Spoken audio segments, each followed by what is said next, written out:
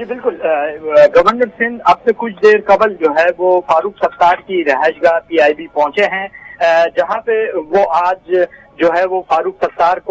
کے ساتھ ملیں گے اور سیاسی صورتحال اور بالخصوص MQM کے دھڑوں کی جو یکجا ہونے کی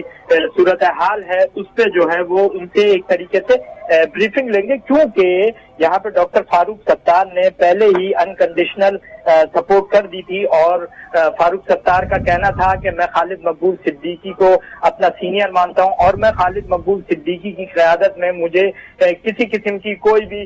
مطلب اس میں قباحت نہیں ہے کہ میں خالد مقبول صدیقی صاحب کے ساتھ یہاں کام کروں۔ اچھا، کل یہاں پہ جو ہے وہ ڈاکٹر فاروق ستار کل گورنر ہاؤس بھی گئے تھے اور کامران تیسوری سے ملاقات ہوئی تھی، اور کامران تیسوری نے یہ کہا تھا کہ میں جس طریقے سے PSP کے سیکٹریٹ گیا ہوں، PSP والوں کے پاس گیا ہوں، اسی طریقے سے میں جو ہے وہ آج بروز ہفتہ آپ کے پاس آؤں گا۔ تو اب گورنر سندھ جو ہے وہ آئے ہیں، ایک طریقے سے کہہ سکتے ہیں کہ یہ ایک فارمل میٹنگ ہے، کیونکہ چیزیں اور جو فارمولا ہے وہ سارا تیار ہو چکا ہے، اور تقریباً جتنے بھی تمام یہ 3 دھڑے ہیں، فاروق ستار ہوگا، انیس قائم خانی اور مصطفیٰ کمال کا ایک یونٹ ہے، تو یہ لوگ سب جو ہے وہ خالد مقبول کی قیادت میں کام کرنے کے لیے تیار ہیں۔ اور یہ اب سلسلہ اس طریقے سے ہے کہ کنوینر جو ہیں وہ ڈاکٹر خالد مقبول صدیقی ہوں گے اور senior deputy convener doctor Farooq Sattar ہوں گے، اور اس کے بعد جو ہے وہ ڈپٹی کنوینر مصطفیٰ کمال اس طریقے سے جو تنظیمی معاملات دیکھیں گے وہ انیس قائم خانی دیکھیں گے، جو ہمیشہ سے جو ہے وہ تنظیمی معاملات کو چلانے میں ایک شہرت رکھتے ہیں، اور MQM کے